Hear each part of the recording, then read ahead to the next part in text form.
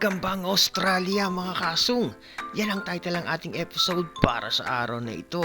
Ipapakita natin ngayon mga kasunggab kung gaano kagaganda ang gagambang makukuha natin dito sa bansang ito na kung tawagin na yung gagambang OC.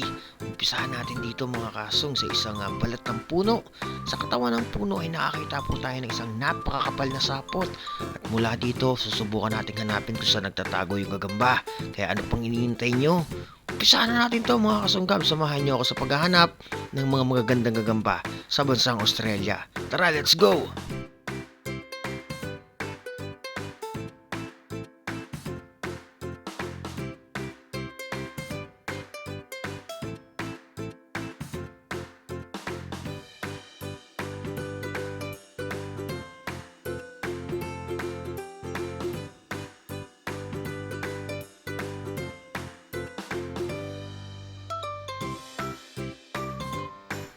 At ayun na nga mga kasong, sa pagsunod natin sa sapot ng gagamba ay nabinggo natin dito sa may mababang parte na ng puno mga kasong. Napakaganda nito. Isang tigrihan na gagambang OC. Ang kapal ng kanyang mga galamay mga kasong. At ito po ay may pagka-camouflage at ang kanyang balugbog ay may pagkakulay puti. Napakagandang gagamba nito. Tignan nyo yan mga kasunggab.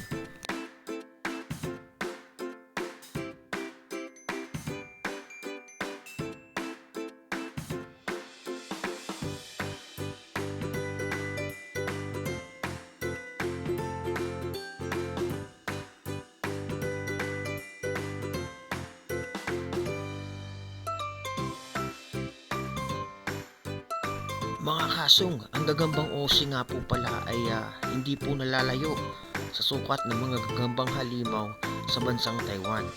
Halos parehas po sila ng itsura mga kasong, subalit nagkakatalo lang po sila sa kanilang mga pattern at mga colorway. Tignan nyo to mga kasong, ang ganda ng kulay, buhay na buhay.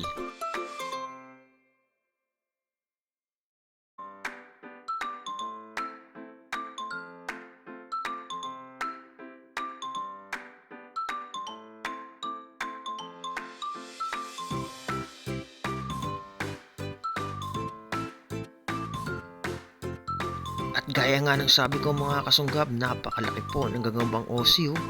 Tignan nyo naman mga kasong, kahit samon, talagang sasakamalin lang ng ganitong klaseng gagamba. Napakakapal po ng kanyang mga galamay. At tignan nyo naman yung sapot mga kasong. Sobrang kapal din ng kanyang sapot. Napakagandang gagamba. Para sa inyong lahat yan mga kasunggab.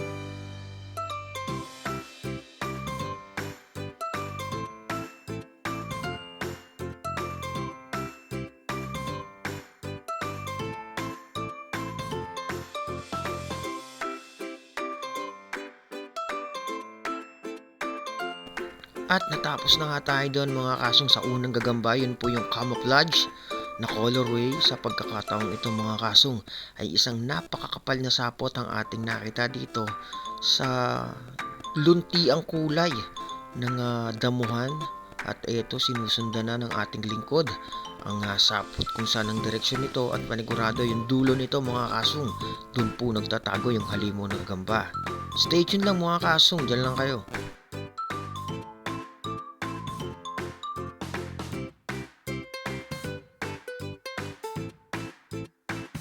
Ang bilis nagpakita po ng gagambang Aussie dito. Ito po ay kulay dilawan. Napakalaki nito mga kasong. Palagay ko ito po ay mas malaki kumpara dun sa unang gagambang Aussie na nakita natin sa balat ng puno, dun po sa katawan ng puno. Hintayin natin to mga kasong hanggang sa pagapangin natin sa ating mga palad.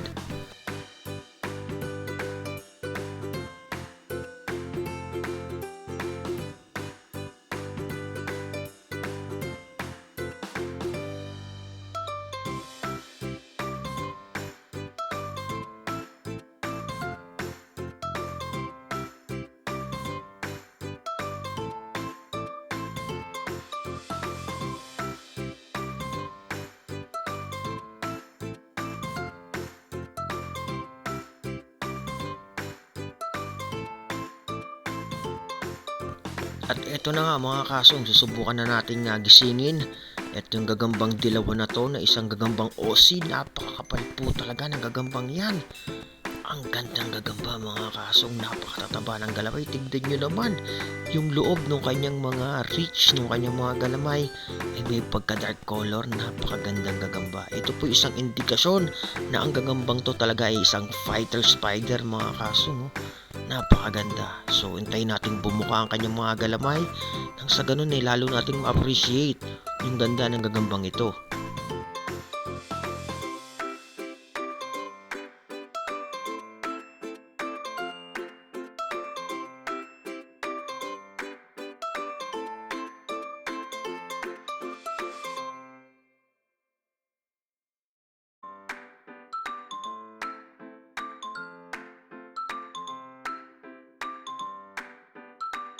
Sinusubukan nating buhayin yung gagamba o gisingin yung gagamba.